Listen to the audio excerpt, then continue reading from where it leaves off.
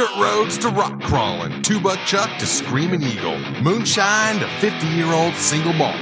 We talk about it all here on Wheelin' Wine and Whiskey with your hosts, Jason and Kris. Welcome to Wheeling Wine and Whiskey, episode 117, on remote at Meadow Lake, California, here in Studio L. That's for Livermore or Lance? Lance. Hi, Kris. We are a remote studio, Lance, sitting here on the beach. Well, the beach is about 200 yards away. A lot of beachfront property this year. That lake is low, but that's okay. It's okay. Lake is low. Skies are clear. We're having a good time. Yeah, we are.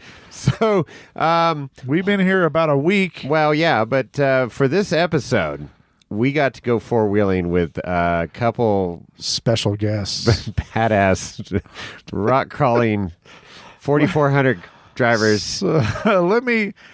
4,400. I mean, it's like they showed up on Friday night. We arrived here on Thursday, right? Friday. Okay. Have another Jack and Coke. Well, I've been drinking. We arrived here Friday early in the day, relatively early, and then later in the day, this guy Justin shows up. Yeah, and he in a clapped out Toyota. It was a 4Runner at one point.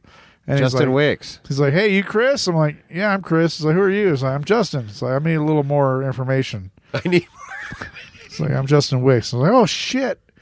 Anyway, we had a great time. Then his dad and uncle came in. His dad and uncle showed up. So Kris and Eric Wicks showed up. So Eric in the brand new white trail bomber. Yeah, badass. That you've all been following. Brand new. Built. We saw it broke being that built. cherry. We saw it being built when we interviewed Randy. Yes, back in April, I believe it was. Yeah, way back when. And yeah, and then the Bora 4400 car was here. Yes, it was in all its glory. And so, so Friday night we were BSing with them around the campfire and everything. And then they're like, "Yeah, we're running trail tomorrow." And I'm like, "Oh no, we're gonna get camp set up and everything." Well, then what happened, Kris?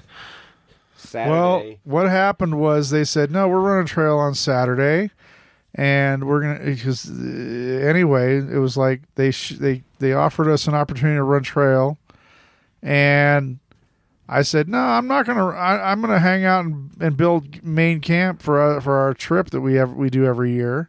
And then I thought about it. I sat back and said, "Wait a minute. I was just invited to go wheeling with Kris and Eric and Justin Wicks." Yeah, right seat was offered up. And I'm like, you know what? This is an opportunity of a lifetime. I can't turn that down. So it got real. So this was interesting because I was pretty much set that I wasn't going to wheel on Saturday. Right? That we were going to wheel on Sunday was the original plan. Well, of course, plans evolve and change and everything. And they go, "No, we got to go home on Sunday." So I go, "Okay," and then Kobe says, "Well, I'm riding in the Bora car." Yeah, he was. Yeah, with Kris, and then you're gonna drive your buggy. Yeah, but then I heard you were riding in the brand new bomber. You didn't even know. I didn't even know that you were riding with Eric. I jumped in. I said, "I'm doing this." And then of course Justin's in his Toyota. That's very, very capable. And hell yeah! And too. of course he's a driver. So I'm like, okay, I got to go on this trip. I just got to see if I could just hang with him a little bit, you know. Well, you hung. So we packed up our lunches and we headed out like later in the morning, it was like 10-ish, almost 11. I think it was closer to 11. But so you strapped in. Oh, I strapped in. You strapped I figured this was going to be a ride of a lifetime. It was. So I mean, just so you know, so I was in the brand new bomber car built by Randy Slauson, and Amber Turner did, I'm sure, some welding on that bomber trail buggy, and this has 5-point harnesses, and I get in there and there's 2 gauges, 3 switches, the steering wheel, a gas pedal, and a brake. That's it, pretty much. That's it, and a right seat. And I sat down and I said, "Well, let me see if I can even get into this goddamn thing because I'm a fat old man." And I got in and I was like, and then I told Eric, I was like, "Okay, I got a limited number of ins and outs," and I've told that to Jason before. Yes, and my buggy's a lot easier to get in and out of than that thing. I will absolutely agree with you on that, 100%. So even though your tires are bigger, I don't know what's different, but it's tougher. The bar is higher in his car, which is a good thing. It's a higher bar. It's a higher bar that as you'll hear about. How good that is. So I got into the car. I said, okay, this is good. I'm in, and I buckled into the 5-point harness, and we went wheeling. Man, that was so cool. So just a really, really fun day. That's this episode coming up here. So we sat around the campfire that night and reflected on the day's events, and there was some serious inebriation. Little Frey Ranch got killed. Man, there was some serious bourbon getting passed around and a lot of fun. But I just got to say, that was a highlight of my trip. And it was so much fun. It's always fun wheeling with somebody, more capable than you are. And not that I'm all that in a bag of chips, but I've been doing this for a while. But I always love going out there. And I was like, but I was totally calm. I wasn't nervous. And it was like, I'm just going to wheel this thing and see. And then so they're taking some optional lines on the trail. And I go, okay. You learned some. So my right seat was Code's nephew, right? So Caleb, right? And he's what is he 6'2" or something? He's 18 years old and he's like 6'2". Yeah, right? Good kid. And so he's been to King of the Hammers and stuff with us, and so he was my right seat. And we go, okay, let's give this rock a try. And we go up and over that, and it's like, okay. And then we did this other line, and it was like, holy shit. But walked right up it. So I got some buggy cred with keeping up with the bomber cars. That was kind of fun. Well, you got phone numbers now. Yeah. So. Anyways, it was a great time. I don't know about this episode because the next morning, Eric comes up to me and he goes, "I don't remember recording last night." there was about a 5-minute spell. I think I fell asleep because you took over the podcast, and I got to give you credit, Kris, because.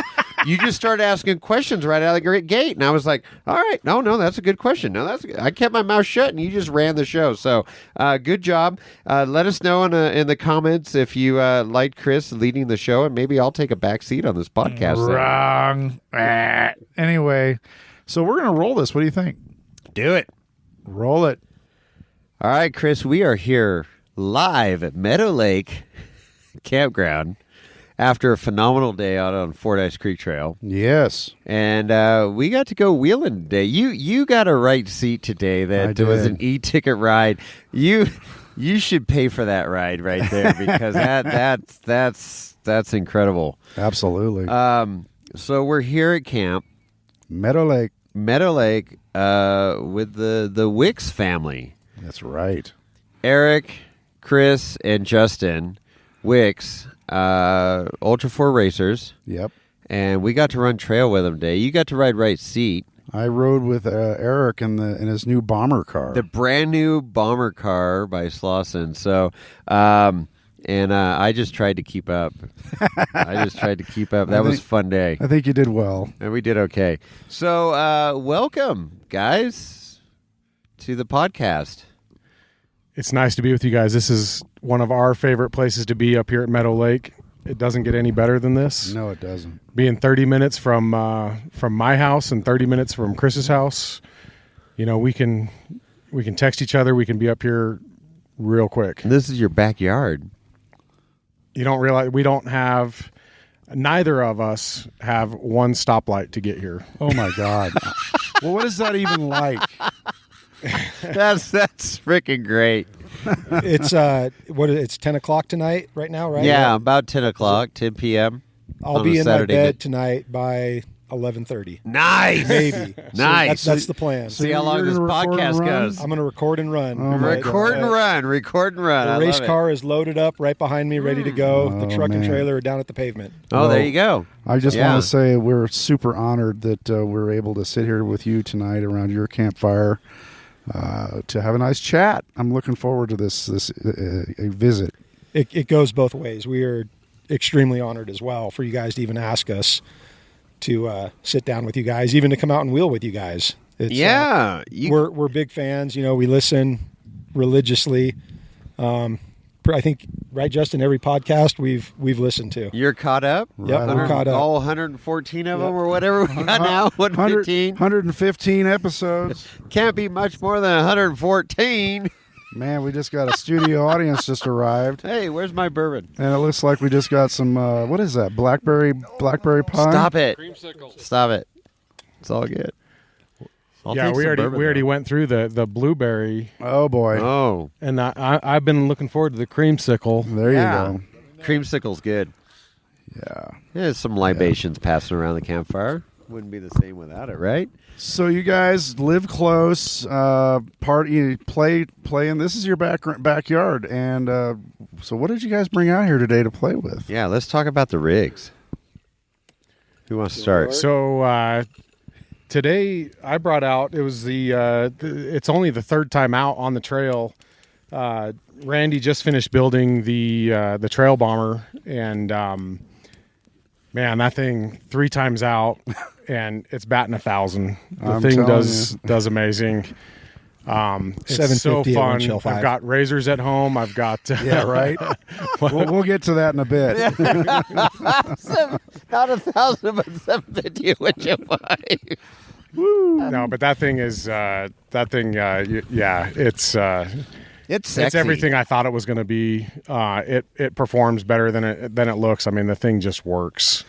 It's fast. It hooks up, and I couldn't be more pleased with how that thing's light, working. nimble, durable. You rode right seat in that buggy today, Kris. What are your thoughts? Well, I just have to say that it was an incredible experience to ride with a professional, rock crawler racer guy. And I mean, I got to visit with Eric all day, and we had great conversations, and I learned a lot about him, and I think he learned a lot about me. And but the car itself, and I think it's an extension of the driver. It's just. Yeah, I mean, I just was. The Fort Ice Creek Trail is just an amazingly difficult, gnarly rock crawling event, and to see, a properly equipped, built vehicle just own it. And I didn't scream once. I really didn't. You were gentle. Not even at the very end. Wow. We'll talk about that later. We'll get there later. We got more to come on that.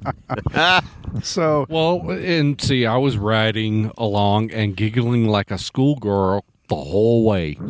that was Georgia Boy that just jumped in on there. Georgia Boy. Yeah, he was riding right seat there, the Bora car there.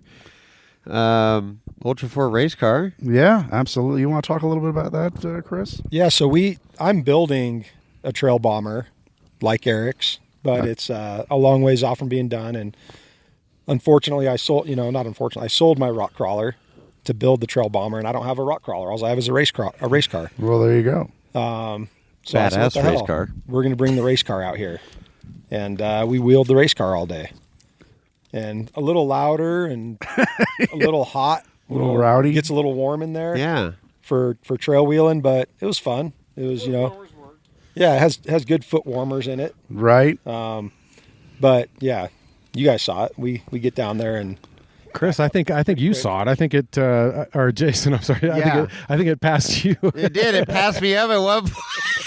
Yeah, I was sitting there. I go to my right seat, Caleb. I go, oh yeah, a car behind me and shit. And then all of a sudden, he was in front of me. He just passed us up on the trail coming back up. I mean, it's the siren, man. I mean, it's like KOH So going good. on. It's coming, huh? Yeah. Huh, Chris? I told you a few times. You're in the passenger seat. I said, I think we're going to hear a siren here pretty soon. And we're about to get nerfed. I mean, it's just, so. I mean. It was rowdy. It was fun. I mean, to see the different driving styles and the way you guys handle those cars, and then of course your son, Chris's son Justin, was on trail with us in his Toyota, I guess 4Runner. It was a.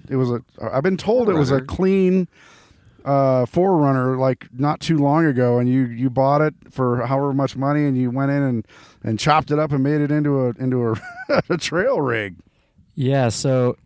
About a year ago, I got this Toyota. It was super straight. It was on 35s, had Detroit in the rear and a true track in the front. I swapped the front out for another Detroit. It's on 529s, 47s, and I've been trying to keep up with buggies out in Nevada. A few of my friends have buggies, and man, it's gotten pretty smashed up. I chopped the rear off this past weekend, and yeah, it's not really a 4Runner anymore. But yeah, no, so you literally did that last week. It's cool. So I went on Rubicon 2 weeks ago and got some pretty good body damage, and I've always been telling myself if I get to the point that my friends are at, it's going to get chopped up. So I had to do it, and I tubed it out in the rear, and I like how it turned out. But no, it goes really well. And I mean, but isn't a raisined up Toyota kind of what's the word I'm looking for? It's badge of honor. That's very good. Every dent tells a story. Yeah. So, I mean, but you owned it today. You took it out there and just did what you did. And you were a little bit slower than your father and uncle, but you still did everything, almost everything they did, and you did it well. So, let's talk a little bit more about. So, you're also have jumped into the 4400 car. And I know that you you were the driver down in San Felipe this past, what month was that? Was that in May? Well, here's the funny thing on the trail today. Dad actually admitted that he's a better race car driver. Really? Oh, boy. Don't get your head all bloated up now. I definitely don't have the rock experience as my dad. I still got a long ways to go with that. He got me into go-kart racing when I was super young. How old was I? 6 years old when I first started? I raced go-karts up until, 12 years old, and then I got my first dirt bike and rode that, and we had a Can-Am that I would go rip around the woods with, and yeah, he finally gave me the chance to drive the race car in my first Ultra4 race in San Felipe, and I had a really good time with that. Right on. Now, you also had a very special right seat going for that race. Yeah, Randy offered to ride in the right seat with me, and that was a huge help. Seat. The wrong seat. As Randy calls it. So, yeah, when he says Randy, he's talking about Randy Slauson, 3-time king, which is, I guess, the whole Wicks family is well acquainted with Randy, and obviously they drive bomber cars. Do you want to kind of elaborate on your relationship with Randy there, Kris? Well, when we bought our car from Randy's brother Mike, okay, and it was stored at Randy's house, so that's when we first met Randy, and we're Ultra4 fans, like you guys. Like, we've been going since it started, and since Justin was 8 years old. Cool. He's been going down to the races, and so we were a little, when we first went down there, we were a little starstruck, like, wow, this is Randy showing us this car. And afterwards, I felt kind of stupid. I didn't even ask him to start it. Justin and I just went down there and looked at it, and we're like, holy cow, this is, this could be ours. Right. And I left and, called Mike, Randy's brother, and said, yeah, no, we want to take it. And I don't remember. I think Mike even mentioned, he's like, did you even hear it run? But I knew it was coming from Randy. I'm sure it ran fine. Right. So that was when we first got acquainted with him. And after that, I think I talked to Mike a little bit about how we were fans, and, instantly Randy called me and said, hey, anytime you want Justin to come down and, work in the shop or do whatever, he's more than welcome to come down. So he kind of opened up his doors. That's cool. To us. Right really on. Cool, really, really nice of him. And, we jumped at that chance, and Justin went down there and volunteered in his shop, I think, last summer when he could, every, once a week he'd go down there and, sweep the floors and do what he could to help out. Down the hangar. Yeah. And from there, as every time we needed something, it's like I could call Randy and be like, hey, give him a list of stuff we needed, and he'd have it for us. He'd have everything ready for us for the race. And big part of, we've only raced King of the Hammers twice in 4400. We jumped right into 4400, and we finished twice. Oh, right on. Yeah, and I think a lot, from Randy, just learning from him and how stuff should be prepped, and Justin down there watching how he's prepping his stuff. Sure. Bring that home to our shop, and that's how we would prep our stuff. So yeah, that's kind of how we got acquainted with him. And after the Moab race this past year, I had, a lot of breaks because I think I'm a little slower reaction. The vision's not quite there. And Sucks to get old, huh? Right, yeah. And I got this 18-year-old kid who can drive sitting right next to me, and it's like, what the hell? Let's let you drive the next race. And there you go. So I'm talking to Randy about getting the car fixed, and I mentioned to him, hey, if you know anybody, I need a co-driver for Justin. And he didn't even hesitate right away. He's like, I'll do it. Wow. Yeah. That's cool. So, I mean, that just kind of, the kind of person he is. He wanted to help Justin out, and so we went down to San Felipe, and first time Justin raced in he did a desert race last year, 2 desert races with his uncle co-driving. Okay. And they did okay. You guys finished, I think, 6th overall, against class 1s and sure. trophy trucks and 6th overall. Yeah, with a solid axle bomber. 6th overall. That's pretty impressive. And then the young people, they just never lift, right? You know what? Like with Justin, some people say that like, yeah, they don't have any fear. They're young. They don't have that, they're missing that fear. I don't think that's how it is with him. And I think Randy touched on it a little bit in another podcast. And even he called me and we talked about it after the San Felipe race. And Justin also races downhill mountain bikes. Okay. And one thing Randy asked me was, has he ever been hurt? Has he ever been in an accident? And I said, no, he really hasn't. And so that tells you right there that he has a real respect for what he's doing and the equipment that he's behind. And he's not out there. He does have fear. Right. And that keeps him, it keeps him in check. Well, that's where he's important. not just going out there balls to the wall with his foot on the floor. Sure. And you talk to Randy, and I said the same thing to Randy. I was like, have you ever been hurt, Randy? At all your racing, have you ever wadded up your car and been hurt? And he's like, no, I never have. Wow. So that's a testament to how well built his cars are, but also it's the driver. Yeah. Exactly. It's the driver. And they went down to San Felipe, and Justin's first race in 4,400, 18 years old, and solid axle car, and he finishes 8th. That's and to see it out of 35 or whatever it was down there, guys, and to see his name up there with guys like the Gomez brothers and Jason Shear and Von Gittin Jr. and Lauren Healy and Brian Croft and Brian Caprera and it's my name on the list, but Justin was the driver.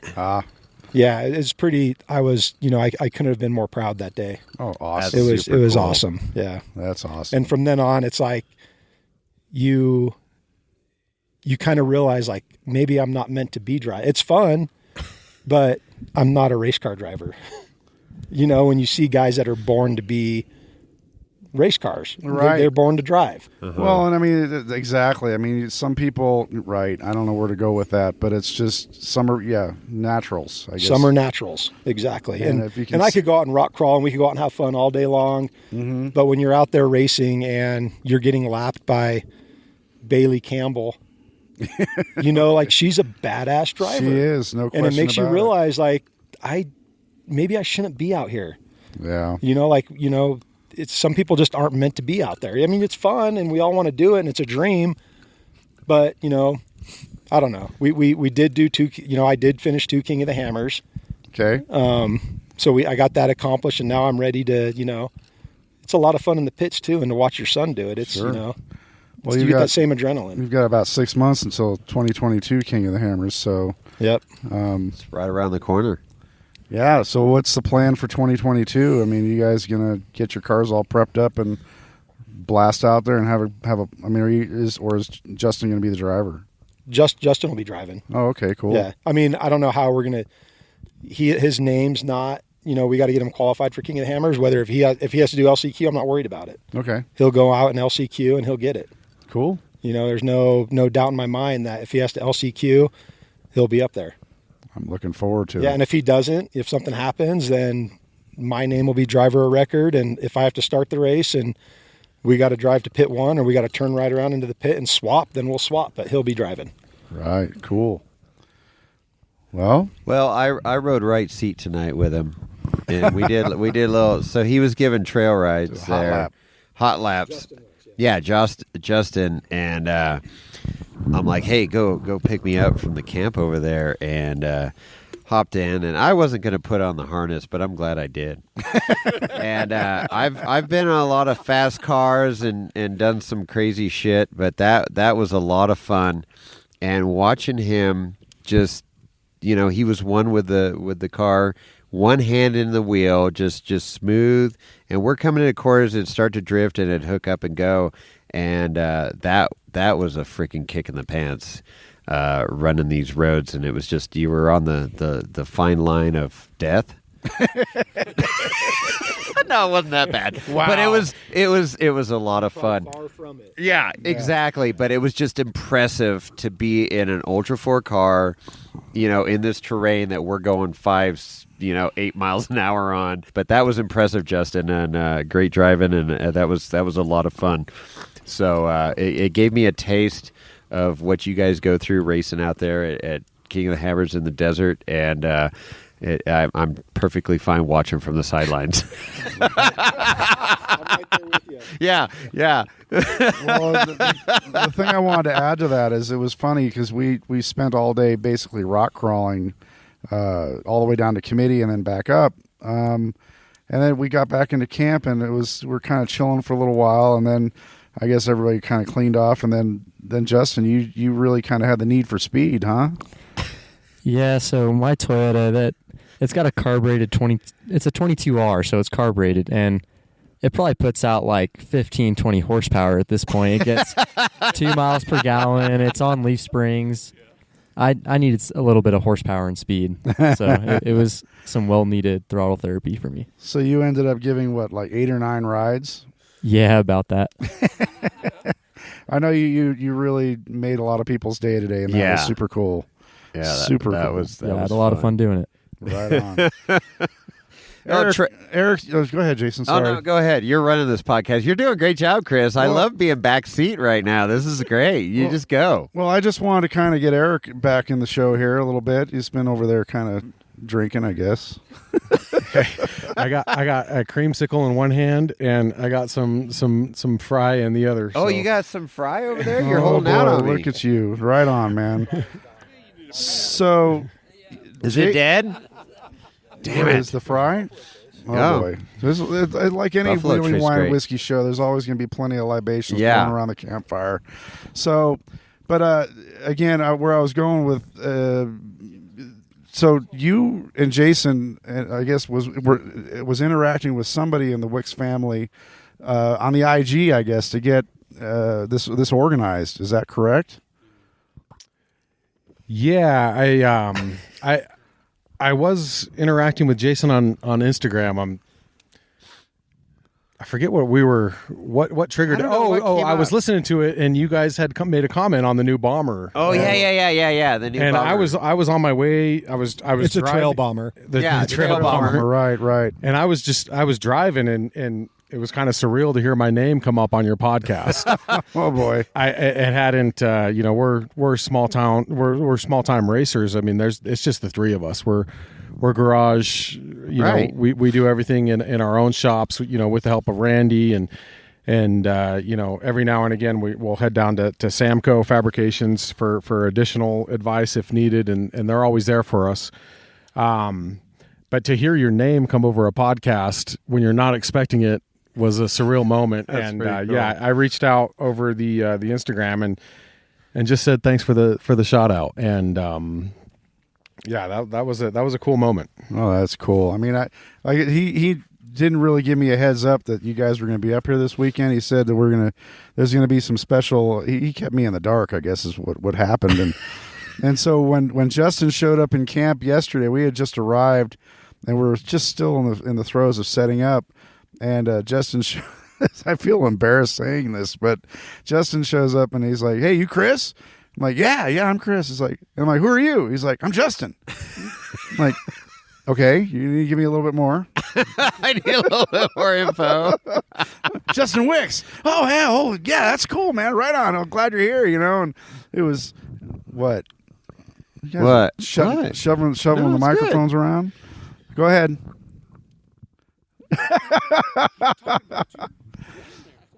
So you want to comment on your introduction to me in camp on yesterday? Yeah, so it was really awesome meeting you.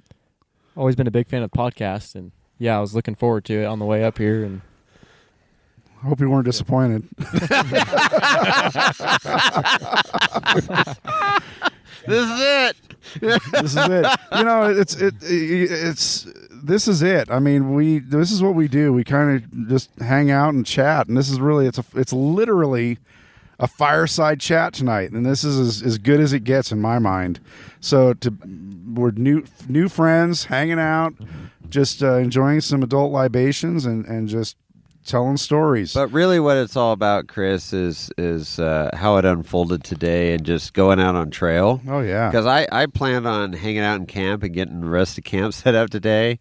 And the Wicks are over here, and they're like, yeah, we're going to go run trail. And I'm like, okay, well, that's cool. And then I'm like, oh, shit, I want to run trail with you guys. So opportunity of a lifetime. Fucking made a sandwich and put some water in the cooler and headed down the trail, and we had a great day out there. Heck yeah. I was originally wasn't even going to go myself, but then I was sitting in my camper. I'm like, you know what? This is an opportunity that I just can't pass up. So you were right seat. Yep. And then Kobe was right seat in the Bora freaking race car. Yep. And then Justin was which sucked all day long Toyota. Because I could almost take a nap in that thing going right. down the trail. Well, it was pretty loud, so smooth, pretty rowdy. Well, with the headset on, you just kind of relax a little bit. Were you listening to some elevator music? Was there some smooth jazz? Yep. No, a little bit of smooth jazz going on in the background. Nice. It was good. Nice. That's one of the things about the Fordyce Trail, though. You hit this trail, and being 30 minutes from our house, I mean, the views are amazing. There's plenty out here to test any rig, and then good company and like you guys said, libations. Those are always it's always good afterwards, of course. Yeah. All libations afterwards at the campfire here. So we went further down the trail. We went all the way down to Committee, and we stopped to take a break and refresh ourselves a little bit, lunch, and then there was another group of Jeeps and I guess other types of rigs rolled through, and we watched them play for a bit or work on getting up the hill, and then I fell out of the buggy. Yeah, that was hilarious. I don't know. I wouldn't say you fell, but you can't. I wish I had that. I saw that coming. It wasn't graceful, I'll tell you that. I was about 14 feet in the air. Hey, grip strength, Kris. Grip strength. It was like you were like what you were like? You were like a sloth coming out of that thing, just barely hanging on. You had that hook grip to keep you from falling on your ass. Dude, if I had let go, it would have been pain. It would have been a lot of pain. I was not letting go. It was totally like a sloth hanging from a branch. Well, as you've heard me say on the show, there's only a certain number of ins and outs I have on a buggy. You're right. And I exceeded my limit today, but it was totally that was a poor choice of you getting out there because he was parked across this hole and it was about 12 feet down. And it was crazy. You were dangling. And I had a full audience. It was like it was so good. And I told Caleb, I should be videotaping this right now. I was laughing so damn hard. You were hard. talking about videotaping. I was work. worried he was going to get hurt. I'm like, are you going to catch him? I wasn't worried about that. Yeah, no. And so I have insurance and I have that helicopter service, so it's all good. But Air Med or whatever it is. Awesome. But yeah, we got back into our rigs and we decided to drive straight back up that face there, and wall to play on. And that's when you, Eric, tightened down your shoulder straps. Oh, was it?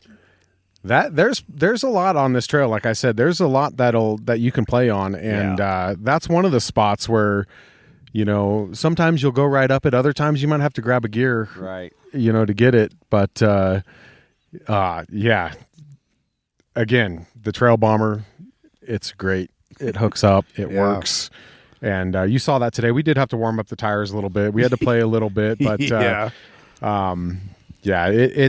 like I said, it hasn't let us down yet, and it's made up the majority of the obstacles that are in front of it. It's game. It wants to go. Except we'll get to that in a minute. Yeah. Wait, there's more. So So that was fun. I love it down there at committees. So you come across anybody that knows this trail, you come across committee crossing, and then there's like a huge wall right there if you want to go play. It's a great little section, and it's steep. And I last year I did not have water in my tires, and I was like, I had to heat up the tires and then gun it to get up it, and I made it. And then this year with the water in the tires, I still had to heat up the tires and freaking gun it and give it a little extra. I don't think you would have. You heated up the tires before you tried, but you went up it really easily. Once it hooked up, yeah. Yeah, I don't know. You if did you go really right needed up to it. heat the tires up. I think you could have won. I think you could have one shot. It was kind of fun though. Just no, just it is. burning all It four. makes you feel like you're doing something. Yeah, you're working it a little bit. And Like you're, hey, look, I'm gonna leave some black marks on these rocks. But I think you could have went right up it. Yeah. It crawled pretty good, but yeah, it's fun. That's another great play area on the trail, and yeah. So we headed up, and we had that group went in front of us. That was It was like 6 rigs. yeah, and they were. I don't know if it was their first time on the trail, but It was. oh, Was is this the group that got the siren? yeah, they were the group that got the siren. No. Chris got the siren. Was it me? Oh, because I was off in the woods watering Yeah. the You were plants? leaving yourself. Yeah. Oh, Yeah. wow. Toby Sorry wanted about to that. siren you. Yeah. Oh, I think that group Look, thought here the they siren are. was for Yeah, them. they're just coming into camp right now. I think you're right. No. That was like, no, I think you're right. That is the group right there. No way. Dude, that is like way later. Where did we pass the them whole at? plan Windshield 4? today was No, we were below Windshield committee. 3. We were just past.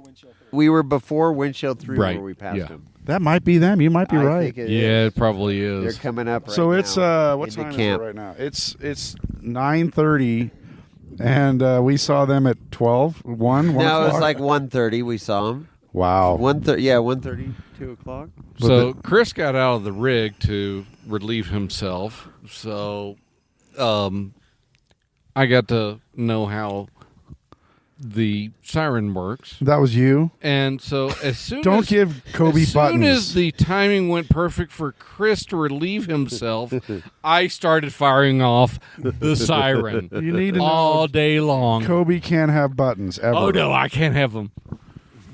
That was great. And it worked out good because the group of the Jeeps on 31s were right there. Right. They thought the siren was for them. No, they did, and they immediately like pulled off the trail, which Well, was they great. drove off cliffs to get out of the Yeah. way. So, Yeah, we motored right on by. yeah, that Land Cruiser looked like it was all hooked, stuck up there, and they were. Oh, had they a were winch- wedged in that rock. They had a winch line hook, but I will say I did notice they were using a tree saver strap, so credit Good. to them. Good on them. That was awesome. So proper wheeling and proper recovery equipment. yeah, without tearing up trees. Yep. So yeah, I mean, so many great things happened today. So we start motoring up to 3, but at the base of 3, Oh my there was a God. shit show down there with about 5 rigs, 2 of them are broke. and 2 of them were broke. One guy broke a axle U joint, right? Yep. Up front, and then another guy had an oil pan that he put a hole in. And I guess they were trying to do the squeeze rock, huh? Yeah, they were trying to do the box there on 3, and so They had no business being in. no business. They did not have the rigs to be doing that stuff, but whatever. Applaud the effort. Yeah, they Yeah, tried. They exactly. tried. That's good. So then we came up and somebody made it up Windshield 3 today. Well, that was a great little brief conversation that Eric and I had. He's like, you want me to do it? Or he said something along those lines. You want to do it? And I said, dude, it's your rig. You do what you want. I didn't know what Kris wanted. I didn't know what he wanted to get out of today. Dude, I was game for I didn't know. anything. I'm down to put that rig through whatever. Yeah, And So like he- looking at Kris over there, he's holding on to both sides of the seatbelt Yeah, as tight as he can, and I'm like, "Do you want to get into this? Like, what is your?" Dude, I loved it. I absolutely loved it. And you banged that right turn and you went right into the freaking hole. And I was like, this is getting legit. And I'm going to tell you this. So if you have a chance to see a bomber car, to our listeners, you have a straight view. There's no floor in where a footwell is. You have a clear view of the axle, the brake disc, the Tire. U joints, tire, everything. And I'm sitting here, and I literally at one point I watched this 42s, right?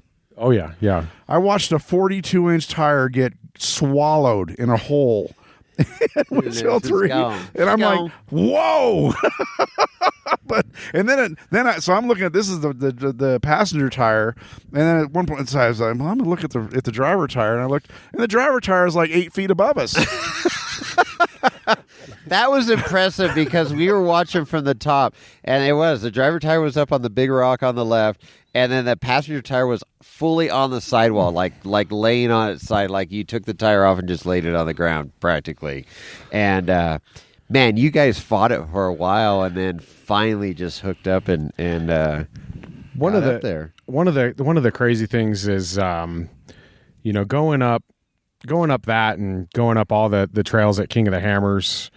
The race car does that same stuff, right? Where you'll be trying to put a tire up on something, and then all of a sudden it'll pop up there. And those bombers, I mean, it's like it just gets easy in the rocks. That's what they're made for. It's just they take what people think is impossible and they go right up them. And Windshield 3, that's the second time I've been in there this within the last 3 weeks, and this go round was a little bit there's a little bit less water in that second pit. A little bit in the first when we went through. There's a little water up there, and once you get into that second pit, there was 3 weeks ago there was water in there. Today it was pretty dry, and that could have been the AdRac crew, the Kris Hicks. I guess they were out here. They threw some enzymes in there to clean up some of the oil. Thanks to them, cool.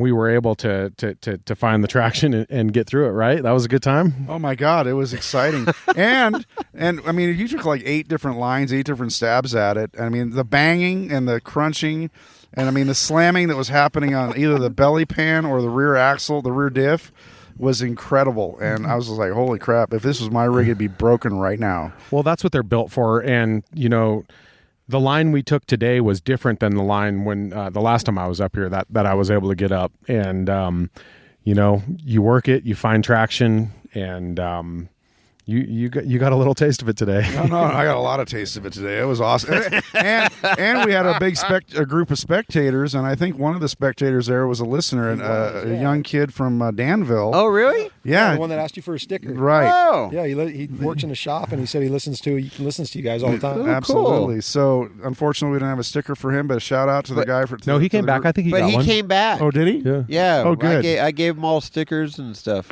Didn't get your name, but awesome that you're a listener. He's the and water polo player or something? Yeah, exactly. Yeah, water polo in Danville, California, which is super cool. So, but yeah, so we had like, I don't know, there were 10 or 12 people standing up there on top of the rock, and they got a show. They really, because they were like, nobody's been able to do this, and this is like, it was exciting for them. Of course, that leads to later on. Oh God. They were hiking. They didn't drive rigs down. They parked their rigs up above Windshield 5. Yeah, so they hiked down and the car parked at Windshield 5, right? Yeah. Well, they were the ones in that 4Runner that you blew by and dusted them out. Okay, yeah. The kids were pretty excited to see that. Yeah, that was cool. Did we siren them? No, I did. You did siren us. Oh yeah. Yeah, so they didn't hike all the way. They drove to the trailhead. Right. To the top of 5. Right, and then Okay. hike down, right. All right, well then I kind of had a lot. I thought they hiked all the way from camp from here. No. That was my first impression of that. Yeah. So, but so going back up the trail, we went up to 4. Well, I mean, this just continues on. They kept up with us the whole way from Windshield 3. Yeah. They were, because we had the Toyota with us. Right. Oh boy. They kind of they were on foot, and they kind of kept pace with us the whole time up to Windshield 5. Yeah. So then they got to see the action at Windshield 5. The action at Windshield so they see 5. you guys succeed at Windshield 3. Yep. And then Windshield 5. 3.5 and then 4. Right. 4's getting gnarly. Yeah, but it's not. Not like, well. No, it's, yeah. 4's gnarly. it's still good. They're all gnarly. But then we get down to 5, and so I was at the base of 5 coming up, and it doesn't big S for those of you that haven't been on the trail. But at the top, you could go straight, you could cut the S. Right. You could shortcut it, and that's the buggy line, right? That's the harder line. Uh-huh. And so I'm at the bottom, and I'm getting ready to make the first left turn, and I see this Eric and I are up white front. bomber car go sideways and then on its side. Yeah, you want to chime What in happened there? Yes. What happened there? Let's get a play-by-play of that. Is it time for some creamsicle? It's time for some creamsicle. I'll take some creamsicle. By the way, the Toyota with a clapped out 22R made it up windshield 5, and the Bomber did not. Justin had to get that He in. calls it out. Yeah. Hey, you know what? I've done that. I've done that line 100 times. I've done that line 100 times. You know what? We just slipped off our line, and it was a pretty gentle roll, Kris. No, it was absolutely for your gentle. first roll. I didn't realize that was your first roll ever. That was your I had first no idea rollover. that was your first rollover Broke ever. your cherry. And how'd that feel, Kris? And for Oh, that to great. be your first rollover, that's a pretty easy. Yeah, that was. I don't know if I would even call that a roll. Well, no, it was just a flop. It was a flop. It was a flop. But- There's no scratches on those fresh powder coated Dude, panels. But I you mean, still they're- flopped on windshield. I did. Yeah. And I'm going to tell you my side of the story is, we're chopping the S. We're on that last little climb before you're done with the trail, and Eric's nosed into this thing. And he's getting on it, and he's we're it's a pretty good steep climb, and he's working the front tires trying to find traction, and it starts to walk to the right to my side. And it's just walking, and all of a sudden it's just like, And sometimes as it's walking like that, you're thinking, oh, there may be some traction over there. Yeah, right. But I mean, I guess the driver rear, and then of course my fat ass sitting in the. That's what I. Well, I didn't say it. I think maybe Kobe was said it, or maybe it was. I said it. Well, yeah, the passenger rear fell into that hole, and that was the end of it. But when we're laying it, we're not fully flopped over, and you're still trying to salvage this. You're like, I got this. You're working the steering wheel, going forward and backward, trying to find something to level us out. And then it was like, oh boy. Yeah, we were done. That was the end of At that point, it was you start hearing, valves clanking and oil pressure dropping. Yeah, right. Turn it off. Right. Shut her down. So, then Jason, went around us and got it to the top, turned around and got his winch line hooked on you. And, I thought about squatting that for a second. Yeah. I thought about trying to the thing's so light. It is. It was effortless. I hooked up to that, and I'm like, slack in your line. I don't even think you had to rev your motor. I think no, I didn't. I just zzz, and it just started coming over. I'm like, oh, this is easy. No, it flopped right back over, and then you jumped in and started it up and drove it back up the hill. So, for a first rollover, if you want to call it that, a flop. Let's call it a flop. That was exciting, and of course, there'll probably be some video on the IG of me, my fat ass climbing out of the rig. So I'm at the bottom. I had to stop, and I didn't. Nobody was screaming up there like anybody was hurt. Right? No, That's the no. first concern. Like, And did anybody get hurt? I never Did an arm screamed get today. I smashed never or screamed anything? one. Not even in that. I did not scream. That's good. That's No, you were impressive. very quiet. And I even asked you, I was like, you okay? And you're calm. You're like, I'm good. And I got out and I was like, are you good? And you got out and you walked up the hill. I asked Jason later, I was like, is he okay? Yeah, he's like, good. He's He's good. being pretty quiet. I'm good. I just wanted to take video and pictures at that So point. I had to get video of Kris emerging from the climbing out of the buggy. I had to climb out the windshield. Where the windshield would where the be. the front If of it was the car. a typical car. It but was yeah. pretty impressive. Would you compare it to? I said like a whale giving birth. Really, dude? Come on, I know I'm big, but not that big. Jesus Christ. My feelings are a little bit hurt, actually, right now. I'm going to shed a tear. What a dick. Like a beached whale giving birth. But, that was it was exciting in its own way, and it was super cool. And, obviously, no harm, no foul. And it was good. And it was good. It was a great day. I just absolutely can't thank you enough for giving me the opportunity to ride with you today. And it was a great, great day. Yeah, that was a blast. And we what was our total time on the trail? What, like 3.5 or something? We didn't leave here kind of till leisurely. 12. Yeah. 11:30 or 12. Yeah, so it We was got like back here about 4 or? Yeah, No. it was before 4, so it was 3.5 hours down to committee and back up and plan and stopping and chatting a little bit here and there. But that was great. No breakage. One rollover, no big deal. Yep. And it was super cool and some crazy lines and lots of fun. Man, that was a great freaking day. So let's get into Ultra4 a little bit before we wrap this thing up. Let's talk about it. So what got you guys into Ultra4 and say, hey, we're gonna race, we're gonna build a car and race? So how did that all come about? We've always, we've been into rock crawling for a while and going down and watching King of the Hammers. And my first time down there was about 2009, and I brought Justin. And like I said earlier, he was probably, 7 or 8 years old. And that was back when you can get down in the trail. Yeah. We were down in Sledgehammer when Shannon Campbell drove up over, I forget who the guy was, but he drove up over him, and we were down in there, and we were flipping cars back over and had our hands on the cars. And I was like, man, we're never missing this event again. Yep. But, life happens and work and, and we started, instead of that, all our wheeling buddies were like, no, let's go down in March instead after King of the Hammers. And we have the whole place to ourselves and we'll just wheel. So that's what I started doing, was just going down and wheeling and missing King of the Hammers and going down there when the place was empty. And meanwhile, Eric started going down there, and he was just going down in I think he had a ZJ, and he was just sleeping in the back of the ZJ just to spectate. And he hooked up with a pretty big race team down there, and, through mutual friends that he had, and he started pitting for them. And then he told me and Justin, hey, you guys got to come down and help out with these guys in pitting. And we'd go down and we were pitting for this team. And that's the SEI crew, the Sea Red. Yeah. Oh, okay. Yeah. And we were sitting there and we're like, man, we could do this.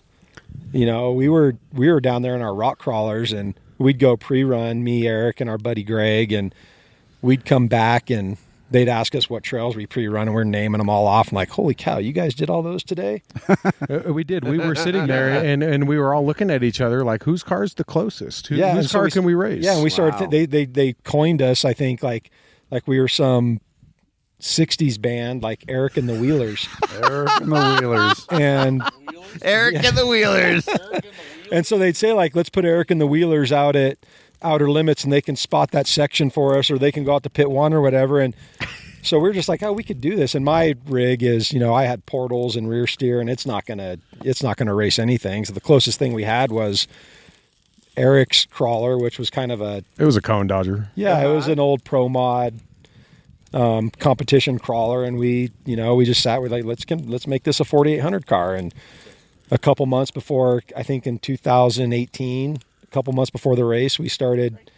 It was like November. We decided to get after this car. Yeah, and we got it ready to race, and we went down there, and it was me and Eric, and Justin was 15 at the time, and had another buddy of mine that has no mechanical experience at all, and we're like, let's go do this. And SEI was there for us. The team that I originally started working for, no help. They gave us full pit support. Really? Yeah. Oh, that's awesome. Right, but our max, what was our top speed in that thing? Gosh, we had driveline angles that, I your think we teeth could would go start 55. shattering at 55. Yeah, so we're racing 4800 so at 55. And we got close the first year, and unfortunately, we got into Sledgehammer, and there were some guys out there racing that didn't have the rock crawling experience, and they, they held us up, and, we weren't able to finish that year, and that kind of was a little frustrating. When you tell a guy to do a front dig and he looks at you like you're speaking Chinese, and then he continues to roll and catch on fire, then he's got none of the recovery gear to flip himself over. And great. Yeah, and we did that we did that another year, and finally we were like, let's, Eric had the opportunity to buy a 4400 car, and we went into that. Cool. Man, I mean, it's just because going from 4800 to the unlimited class. I mean, what kind of how different was that? I mean, it's just, was it night and day? Was it like, oh, this is just a little bit better? I mean, I think we learned a lot in that 4800 class. Every single race you go through, you learn something. You try to take something away. I'm one that takes notes. After the race, within a day, I write everything down, everything everything that you can learn from. And so I think we were ready for that jump to the 4,400 class. We did have to LCQ when we showed up the first year. We weren't qualified, and I one of my most favorite Ultra4 moments ever was LCQ. And I looked at Justin. I said, "Hey, Justin, we're not qualified for this." And you were 16 years old at that time? I think he was 15. 15 years old, and I said, "Hey, we decided to put him in the passenger seat, and we went out there to LCQ and said, let's go get a spot." And we came across that finish line, and we got a spot. And I want to say we finished second that year in LCQ. Okay. And the celebration that Justin and I had, I mean, uncle and nephew, we got a special relationship. There you go. It's that celebration that we had gives me goosebumps right now as I sit here. And in qualifying for our first 4,400 class in that car, we'd only owned it. I think I'd owned that car for a couple months at the time. And bought it race ready, and we didn't do very well that day. We only made it, I think, 27 miles, but we didn't quit. Well, we ended up making it 58 miles, but the car broke at 27 miles, and after that, it was. I think there was probably a few KOH ops swearing at us to get off the course because our speed may have been about 10 to 15 miles an hour, but we didn't quit. Don't let Dave Gold get all pissed off at you. But that's a whole nother story. That was a fun time, and that was another memory that Kris and I have together that I'll never forget. And we didn't hold anybody up. We were definitely at the end of the pack at that point, but we had to get our car to somewhere that was recoverable. So that was our jump into 4,400, and then from there, obviously taking it race by race, trying to qualify for the following year, and then we got our first finish. And one of the things that happened in there was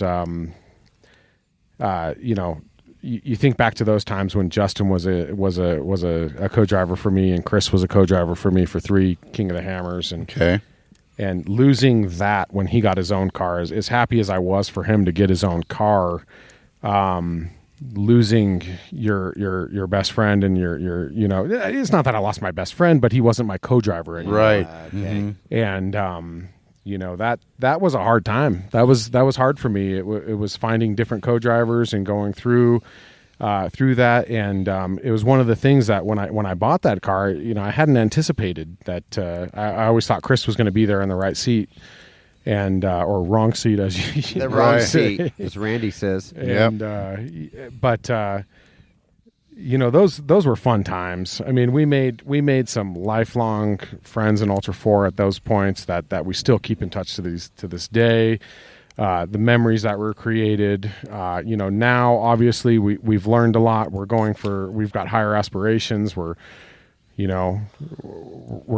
gunning. We're gunning for a lot more at this point. Right. So we're not. We've gotten since that first year we did 4,400. We don't count that year because we only had the car for 2 months. Eric's bomber, then I got a bomber, and since then Eric's done 2 KOHs and he finished 2. I've done 2 and I finished 2. And at that point we're like, let's just finish. But now I think we're beyond that. We don't want to just finish anymore. You gotta win. Right. We want, and we're still going to finish. Don't get us wrong. We're gonna finish. We still want to finish, and we never quit. But we want to move up, and maybe it's a top 10 or a daylight finish or something like that. Sure. And it's like Callaway said on your last podcast. He said everybody's in the top 10 at some point. Yeah, we've been there. We all feel that. We see it, and but now we're pushing a little bit harder. We have the cars that are made for King of the Hammers, and if that course continues to get more and more difficult, I think that's where our cars are going to continue to thrive. That's where we want it to get hard. Well, so let's talk about when we hear that. King's Graveyard, we're like, man. yeah, let's do it. Let's do it. I tell you let's what, go up King's Graveyard. So more King's rocks. Graveyard. More rocks. King's Graveyard brought me back to the days when we're dropping King's Graveyard, and you're dropping into this, and your nose drops, and your ass wants to pass you. those give you the feelings in your stomach that, you know, when you're back to the cone dodging days, when we're doing pro mod, and you know, that's the kind of stuff that I enjoy. That's the kind of those tough obstacles, like the technical stuff. Like that's the stuff that I like. Right. And you know, that's the stuff that, you know, after that race, we went over to Dave Cole's house, out to the compound, and I gave Dave a high five, and I said, "Hey, you put together a hell of a course, and let's keep it going in that direction." And we only hope, and you know, let's see what happens. Well, so how do you feel about the evolution of Ultra4, the King of the Hammers event specifically? I mean, do you think that it's headed in the right direction? Do you think that it's becoming more corporatized or NASCAR influence? I mean, how do you feel about the way things are going? I think that you know, Dave's definitely got a product, or Ultra4's got a product that it's marketable right now, and it's on the rise, and you know, I think that's something that you can stand behind. I think that the King of the Hammers event itself is a phenomenal one-day event. You know, it's always fun. You finish it, you're beat, you're tired. You know, I think in 2020 I said I'm never going to do this again. I showed up in 2021 and you know, qualified in 2021, and we did it again, and now I can't wait till 2022. But for Ultra4, you know, cars are getting bigger. Cars are getting. I'm happy with where it's going. I think you can't not be. Any of the exposure is a good thing, and you know, I just, like I said, I like the hard stuff. I don't want to see this race get easier and easier. I hear, you know, fourth lap of a desert race. I don't want it. I don't want that. I'd like to see more rocks, but that's just me personally. But overall, I think you couldn't be more pleased with what Dave has done with this brand. Sure. Over the last, you know, 12, 13 years. I mean, it's phenomenal. Yeah, no doubt. I mean, it's grown a lot. I mean, I've only been to 5 or 6 KOHs, and the first year I went, I thought it was pretty crowded. And then a couple of years later, I went again, and I'm like, holy shit, it's grown like 50%. And then, the year before COVID, we come out to the desert and it's like, fuck, there's a lot of people out here. And then COVID hit, and obviously it got noodled back a little bit. But I expect it to come roaring back in 2022. Hopefully we don't have to go through all this COVID testing bullshit. But and I'm looking forward to next year. I know you guys are looking forward to next year, and the competition is going to be incredible. What is your team support like? I mean, so we've talked about you guys. But how do your pits operate? How do you manage all that? Is that family? Is it friends? Is it a combination of both? Yeah, it's family, friends. We get a few of that, and then we team up with Zandy Willems with Rufus Racing. At least when we're doing races together, we're always together.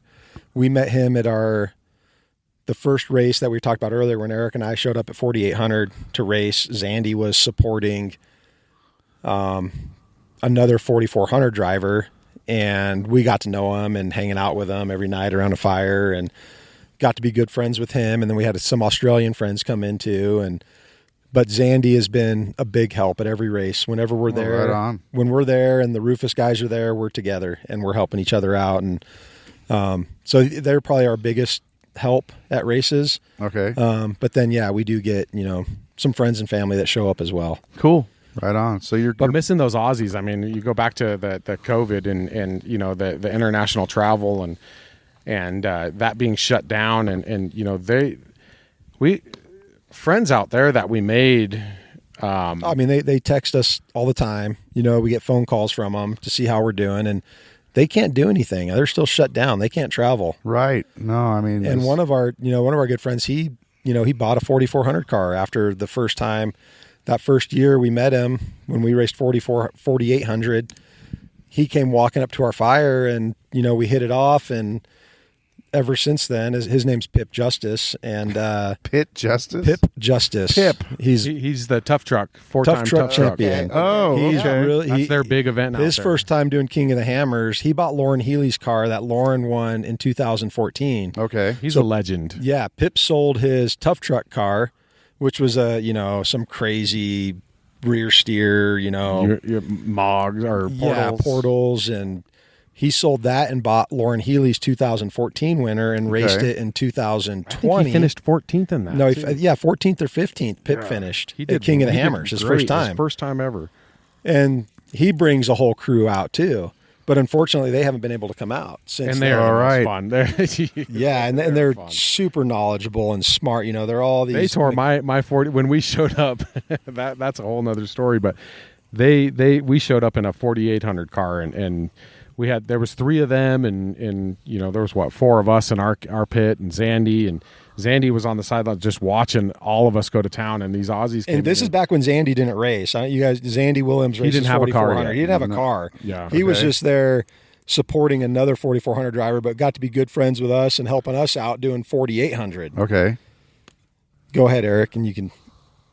Yeah, but we showed up with a car that wasn't quite ready. We still had to tech, and these Aussies showed up to our campfire, and I ended up recognizing Pip, and we had done Super Crawl together. He had come out to do one of Jesse Haynes' events, and I recognized him, and we put that together, and they were there before they put the gates up, and all of a sudden it was, hey, just play, just lay park low, your RV right lay low, here park your in RV right Hammertown. here, Right, hang out with right. us all weekend. so this is before And that's all she Hammertown was wrote. a thing. We're best Yeah. friends. I talk to, or not. I mean, we talk once a month, and I mean, I can't wait till those guys can come back out here. Well, I mean, for sure. I miss them terribly. It Having their support in the pits, Yeah, and they come out with a solid crew, and just can't wait till we can get that. Everything opened up again and get them back out here. Well, hopefully soon. I mean, and also I know that Justin Hall, he has a bunch of Aussies. I don't know if that's the same crew or if that come out. No, it's different, but I just think that they really like the event and they come out. Well, yeah, no doubt. Yeah, and unfortunately, they haven't been able They don't to. have anything like that out there. They have nothing like King of the Hammers out there. Wow. And when we take them out here and we take them up these trails, they're just their jaws drop. And to see that we have this right in our backyard, they can't do that. The regulations that they have out there are what is it, like 30? I don't know. I don't want to get into it, but I know that they're not able to build cars like They we are gave out up their here. Second Amendment rights. I think that they also have I don't know. I mean, we don't know. I mean, they have tire size restrictions or Because they gave up That's their Second Amendment rights. well, there you go. And then they lose their tire size. They lose their tire size. Is Jason still with us? Oh yeah. Okay. You haven't I thought we commented. were going to have another No. episode like last night where you checked. You're carrying the whole podcast. No, Kris. You're no. doing a wonderful job. This is great. Well, it's alcohol fueled. I assure you. So, anyway, You had the ride of your life today. yeah, I did. That was great. It's just gonna be tough to top, but again, is there anything else you guys want to give shout outs to your sponsors or? I mean, this is an opportunity. I only really have one sponsor, and that's the company that I own. And I wouldn't be able to do this without my staff. They hold it down when I go to races. Other than that, I afford all this on my own. Me and my wife. Right. We can call her a sugar mama if you will. And I love her to pieces. She's just as crazy as I am, and she encourages me to do this. And I think even before I was in a position to do the 4,400 class, she was supporting our 4,800 class efforts. And she's on the lake bed during race. She's on the lake bed with the kids. They Right take on. time off school. They are, they are our biggest fan. And, shout out to them. Shout out to the Camco staff and, everybody else who helps us. Randy's a huge support for our program, sure. the Wicks Family Racing program. He helps us tremendously. And you heard me mention, Samco Fabrication. Sam he's more on the desert racing side of things, but he is an ear. He knows the prep. He knows, fabrication. He knows insides and out. And, we can always, he's the type that, you call him and he'll answer on the second ring and tell us what we want to hear, and sometimes more than what we want to hear. That's good. Yeah. Right on. That's all I got. Okay. Kris? Yeah, like Eric said, our family, you know, like my wife is awesome. Every time, if there's a race coming up, she's the one saying like, you guys need to go race. Yeah. You know, and it's get out of the house. Maybe that's what it is. But there's never a battle. It's never like, hey, we're going to go, you know, we're going to go to San Felipe, or hey, we're going to go to Moab. It's always like, it's not a question. It's like, you guys need to go, you know, and unfortunately we're not going to Sturgis, you know, when they moved the Nationals to Oklahoma, it kind of put Sturgis, you know, like there's no need. We're not going to go to Oklahoma. It's too far for us. Yeah. So then it put Sturgis out too. Like we don't need to go to Sturgis. As fun as it sounds in the budget, you know, honestly, we'd rather be out here trail wheeling. Losing the Wild West Motorsport Park and you know, outside of Reno was a huge hit for the sport. Right. And kind of hoping that some venue is, I mean, I guess there's that one out in Fallon or something. Fernley has a good one where they've been doing NorCal. Right. Yeah. And I think it'll be back. I think, you know, hopefully Dave Cole has something. I think there's too many racers in the Northern California area to ignore. Yeah. But my wife was, you know, why aren't we going to Sturgis? Why aren't you going to Sturgis to race? And I had to explain to her why it wasn't a good idea to go, where she would on board to do whatever. Okay. So yeah, her and, like Eric said, you know, Sam is great at Samco Fabrication. I could bring my car there a week before Hammers and say, hey, we need to redo the whole cooling system. And he did it. Right on. And Randy, every time anything we need from Randy, he's, you know, he has it for us. And my biggest sponsor is Bora. You know, they bulletproof off-road adapters. Yep. They make wheel spacers and adapters. They custom make anything you want. He's great. You know, he gets me to all the races, or he'll get Justin to all the races from now on, hopefully. Right. But yeah, other than that, you know, it's just, you know, and Justin, you know, like I get you know, Eric talked about, you know, like I left him to drive, but I did that, you know, and I get my son to co-drive with me. Right. So that was a good opportunity. And co-driving's hard. Like co-driving is probably one of the toughest things you can do. I've done it for Eric and it sucks. I did it. I rode 300 miles with Justin. And it's not fun. You get beat to hell. It's rough. You have no control. It is rough. Yeah. And for Justin, he's been doing that for me. Yeah.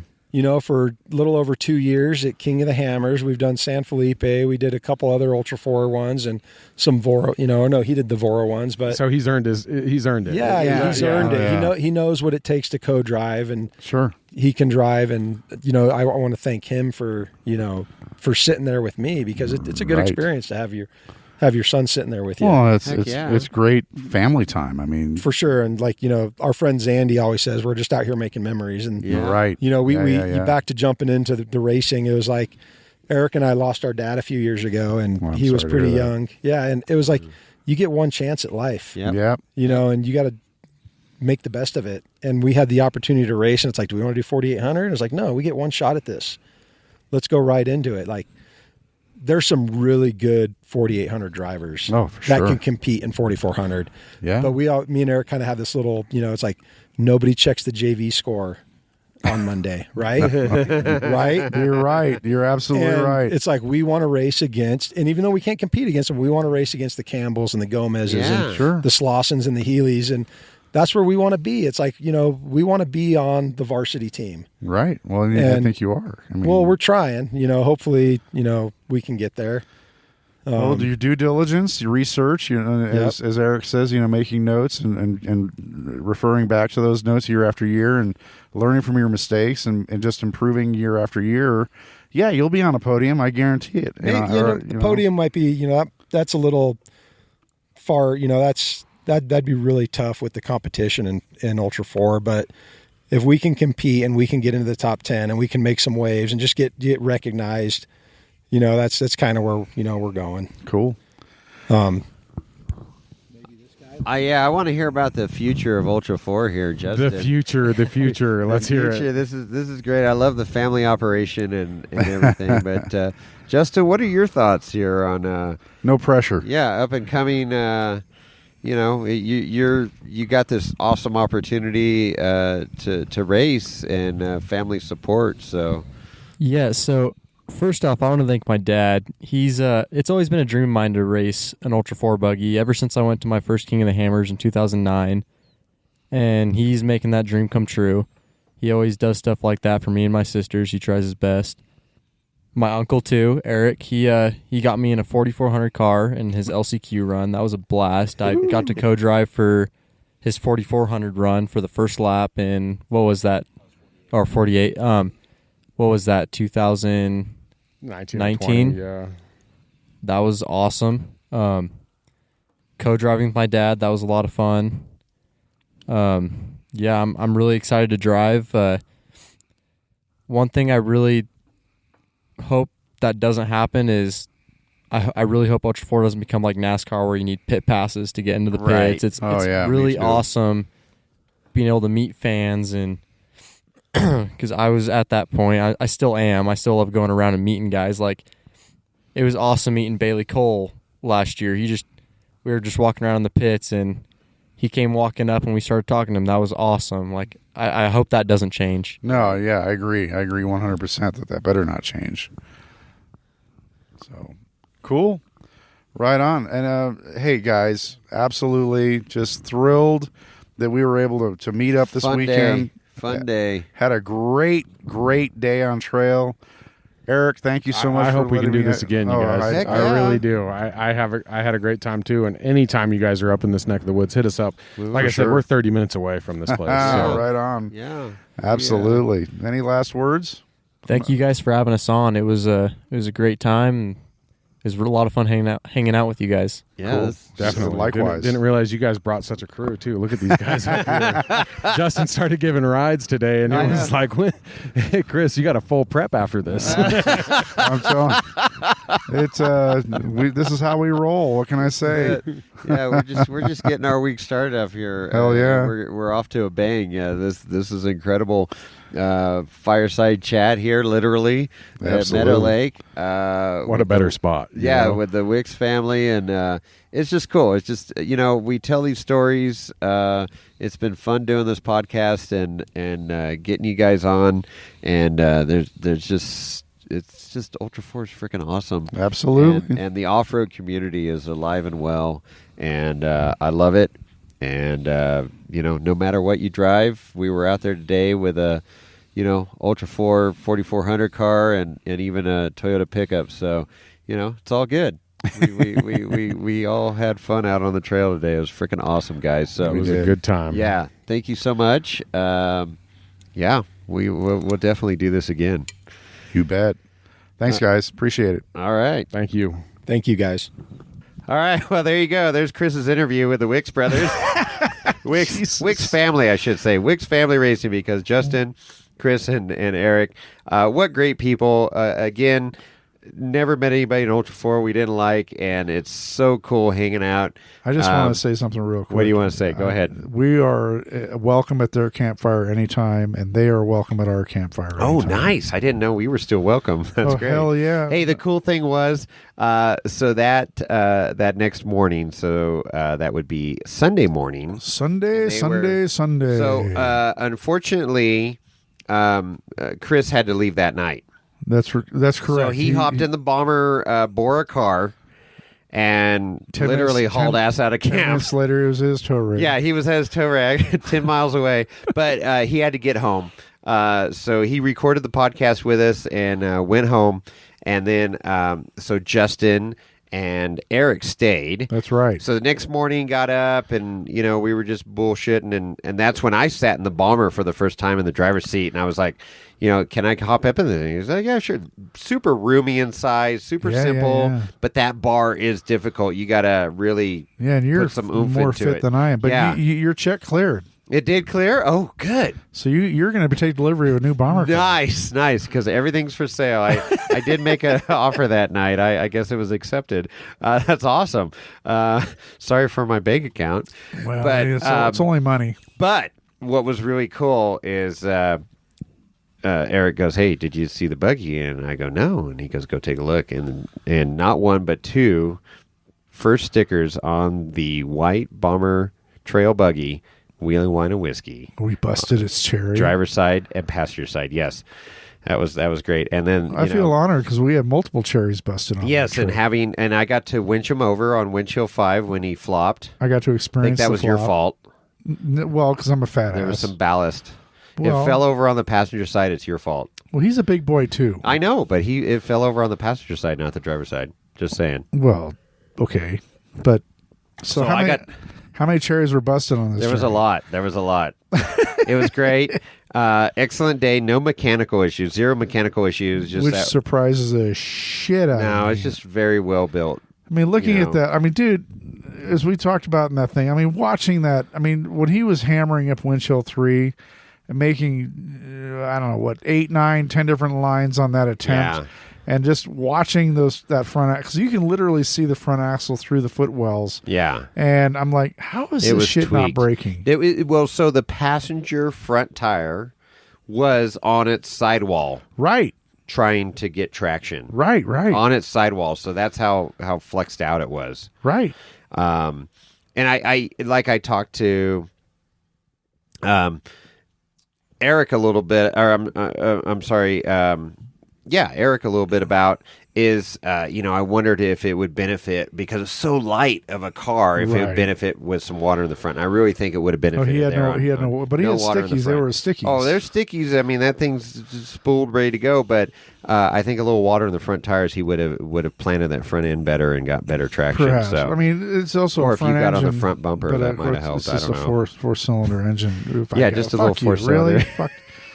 Fuck. You want to stand out there on the front bumper? Yeah, just hang it. Just we'll ratchet strap you to the front end. There's no 5-point harness on the front bumper. This is how new the car was. The winch on the front still never. I mean, it was hooked up, but it didn't have the.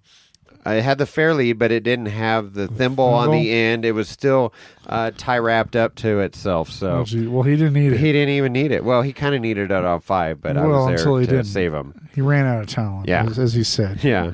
Anyways, super cool. It was awesome, and what a great day of wheeling.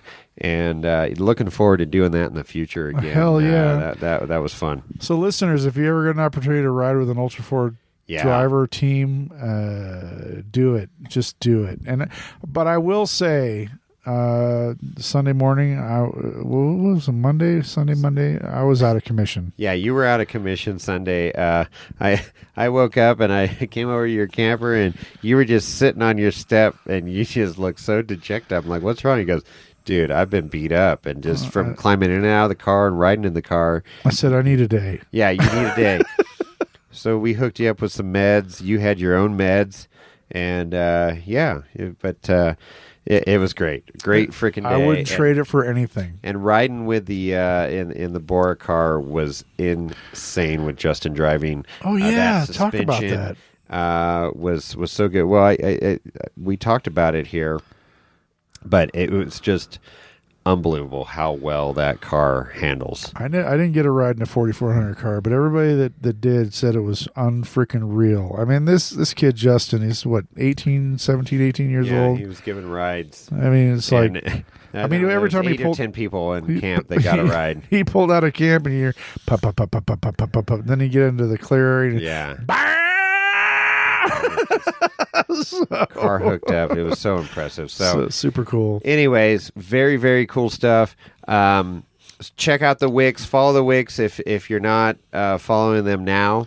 There's Wicks Family Racing on Instagram, and of course there's Eric Wicks, Justin Wicks, and Kris Wicks, and we'll put it in the show notes. We will, because we don't have service right now to we are in paradise right now, people. But check them out. Super cool racing family, based here out of the North Tahoe area, High Sierra. Yeah, and this was their this is their backyard, their trail, and they definitely can wheel. So they send it. Yeah, looking forward to seeing what they do here at KOH 2022. It's going to be kick-ass, and we are welcome at their campfire. Wow, all right. So there you go. There you go. We'll bring some bourbon. We know what they like now. Yeah, we do. All right, well, good. Hope you enjoyed the episode. Check us out wheelingwineandwhiskey.com. We got our swag on there. We got our brand new Ultra Mega Koozies. You've been selling the shit out of Yeah, this thing. and of course, you can check us out on Patreon if you want to throw us a few dollars. And then, the gram. I got a lot of stuff to post up on the gram when I can get service because holy smokes. This is our dream trip every year, so you have to give us a little leeway. Yeah. So Kris is going to get home, edit this up. It'll go live, and then I'll follow it up with some Instagram on Wheeling Wine and Whiskey. So don't forget about the contest. No, the contest. The giveaway. Chris, go ahead. It's still happening. So it's happening. Just on our gram, and I'm not sure if there's been any new posts because Jason's been incognito, but go back to the Wheeling Wine and Whiskey on the gram, and you can see our giveaway for that Haas Fairlead from Factor 55. Nice Haas Fairlead. And we're going to close that sucker out on August 31st. Right. And we're going to be giving that puppy away, I believe, on September 7th. So yep. Don't forget about that. And God damn, I hope you all enjoyed that episode. Yeah. And with that, we're out.